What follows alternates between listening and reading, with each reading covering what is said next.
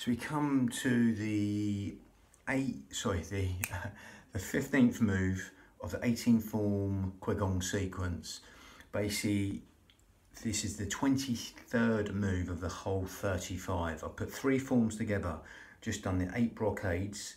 Then we're going through the 18 form qigong sequence, which is the 15th of, and then a 9 form at the end, which is something I picked up in the Himalayas.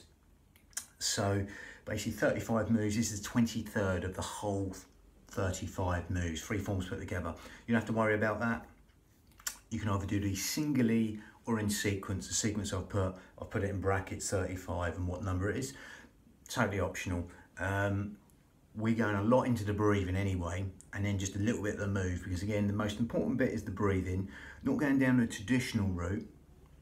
Obviously in the traditional route, which will be happening anyway, you will get specific organs, meridians, electromagnetic rivers, nadis, whatever you want to call them, and they are linked to specific organs and emotions, etc. Now this one is the pericardium, is linked to the pericardium, like the heart lining, the lungs and the kidneys. They're the sort of organs it's linked to specifically within the forms, the 18 qigong sequence. But again, they do vary, different ones. So again, whatever you put your focus on, you'll move towards. You know, if you want to focus on a specific organ, then do it. Nothing's set in stone with these. But again, that specifically is the organs that this move will get to. It's called the flying goose or the wild goose. Real simple motion, this one, named after animals, etc. So, and again, we're going to go down the Pilates path and the yogic path with it, with the breathing. Okay, so we're not going to go down the traditional route where you breathe into the belly like a balloon. We're not going to go down that, we're going to go down the Pilates path. So we're going to do that right now. We're going to zip up pelvic floor, scoop out your abdominals and take your navel towards the spine. Okay, and we're going to breathe in through the nose and exhale through pursed lips. So you're sort of blowing out a candle through pursed lips. Now, as you're doing that, if you want to see where the breath's going into lower lobes of the lungs, you can do that, or just accept that. But if you really want to see where it's going into these lower lobes of the lungs, as you do that, you can get the 2 middle fingers touching underneath the breastbones, the xiphoid process, the sternum. And as you zip up pelvic floor and scoop out your abdominals, then muscles go together. You'll see this parting. Again, my shoulders are down, and this will happen, this motion. Okay, and you'll feel them 2 middle fingers slightly parting, just like seaweed on the bottom of the seabed, to the sides and back, just adding width to the lungs and length to the out breath. Okay, it's what we call lateral thoracic breathing. As you zip up pelvic floor and scoop out your abdominals, that helps you breathe anywhere but the belly button. It helps you breathe into these lower lobes of lungs, your intercostals, the ribs, anywhere but the stomach. Okay, and it helps us use the pelvic floor and the corset muscle, 3 layers deep, what we call the transverse abdominis, which is supporting the spine in the most efficient manner, helping us breathe anywhere but the belly button. So as you do that right now, you can take them fingers away, safe in the knowledge, as you breathe in through the nose right now and exhale through pursed lips and zip up and hollow, scoop out your abdominals. That breath is going in low and deep into these fish gills, 3D style, going organ deep, cell deep, even bone marrow deep into these lower lobes of lungs, intercostals, the ribs, anywhere but the stomach. Keep that lovely 3D breath going into these lower lobes of lungs, as though someone's opening an umbrella inside your rib cage and letting go, or someone's just pushing out from inside your ribs and letting go. That lovely, free, expansive breath.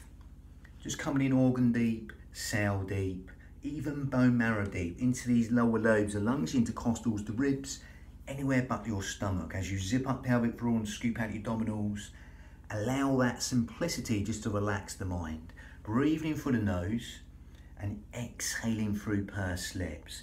Now that's, in short, the Pilates breath.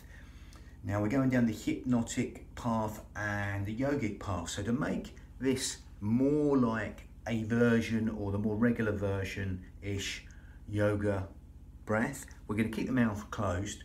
Simple as that. That's going to give us a smaller filter in and out through the nose. most yogas, not all, I mean obviously there's still different types of breathing, but as you do that right now, zip up pelvic floor, scoop out your abdominals, same deal, but breathe in and out through the nose now. That's going to be a smaller filter through the nose, and that's going to help you lengthen the breath, that whole will cycle of the breath. Okay, through that smaller filter through the nose, that's going to be more cleansing breath, yogic breath, like yogic breath there. Okay, so that whole will cycle lengthens. Now we go a little bit more down the hypnotic path as we take our mind to that out breath, and rather than the breath breathe us, we're going to breathe the breath. We're going to take our mind to that out breath and consciously elongate the out breath longer than the in breath. Okay, the in breath's conscious thought, the out breath is subconscious thought.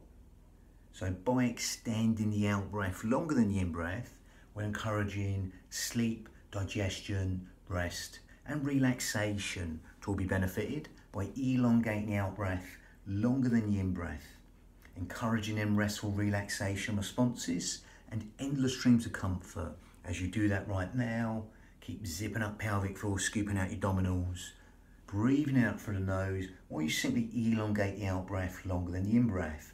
Now you can stick with that, that's perfectly good enough. If you want to make it slightly more advanced yogic breath, ujjayi breath, victorious breath in Sanskrit, that's what that means, you can make the changes. If you can't get it, don't worry, just carry on breathing as you are. Okay, you might not be ready for it. If you can get it, great. All we do, we add this. We grip at the esophagus, and it makes this sort of sound. Keeping the shoulders down. It's like a with the mouth shut. It's like a sighing, soft, silky, whistling, ujjayi breath, victorious breath, raspy sound from the back of the throat, near enough sort of Darth Vader breath, will help us lengthen the whole will cycle of the breath longer. But we're especially elongating the out breath still. Okay, again, it's like a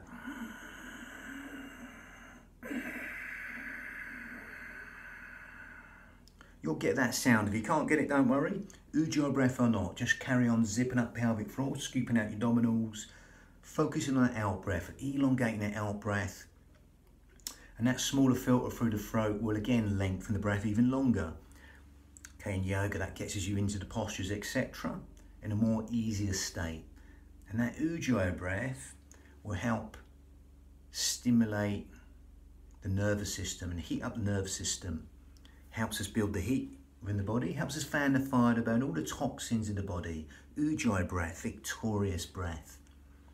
Okay, seashore breath. That gives the mind something to focus on as we're doing this right now. Okay. Be aware, whatever breath you're doing, be aware of the sound of the breath, the feel of the breath, as it weaves that tapestry of relaxation and every single organ, cell, sinew the body at will. Ujjayi breath, victorious breath, helps stimulate the thyroid gland, which helps with weight control, etc. Helps us build the heat within the body. You can't get that, don't worry. Carry on zipping up pelvic floor, scooping out your abdominals, breathing out through the nose and elongating that out breath longer than the in breath. Encouraging them restful relaxation responses and endless streams of comfort. Lovely. The in breath's conscious thought, the out breath is subconscious thought. Okay, so that elongating that out breath, that subconscious out breath, will help the parasympathetic nervous system, all the things you don't think about, sleep, digestion, rest, and relaxation. We're benefited right now. As you zip up pelvic floors, scoop out your abdominals, and elongate the out breath longer than the in breath, allowing that simplicity to relax the mind at will. Lovely. Cellular communications improving, all the things you don't think about, organ function, that health, well-being and renewal, all benefited by elongating the out breath longer than the in breath. Lovely. So with that, we're going to calibrate and synchronize and integrate the breath with the motion, the flying goose or the wild goose. Okay, again, real simple motion, nice sort of Tai Chi one. But we're going to elongate the motion on the out breath. That's going to bring in that hypnotic response, okay? That stimulation of the parasympathetic nervous system. Lovely. So from there, it's just a basic motion, just coming up, the hands, and coming back down. It's a real simple motion, like some of them are, okay? Again, breathing in, coming up, exhaling down. Now again, as with all qigong, but any body system, we can go as low as you like. As we do that vinyasa, breath synchronized motion in Sanskrit, as we put that together, we're going to bring in the Iyengar yoga principles. Again, the old school sort of Iyengar principles. But again, obviously, there's different schools of thought. We're going to go no deeper than knees and lower toes to bring in that alignment, or less. Only go as deep as you like to relax and let go. Okay. Again, remember, it's your unit, your mind and body. Only go as deep to these as you like. So again, squat position, feet slightly wider than hip width apart, breathing in, exhaling down. Only as low as you keep the knees in line with toes. If you want to go deeper, tailbone deep, but still only as low as you keep the knees in line with toes. You're going to breathe in and exhale for as long as you like. Okay, so again, being brief on that leg description, I've gone into it in other tapes. The main thing, we're going to breathe in, and as we come down, we're going to exhale down, nice and slow. Only as low as you keep the knees in line with toes. As you zip up pelvic floor, scoop out your abdominals. You breathe in, come up. If you want to do this still, you can do. Or come down. Exploit the range, speed and tempo.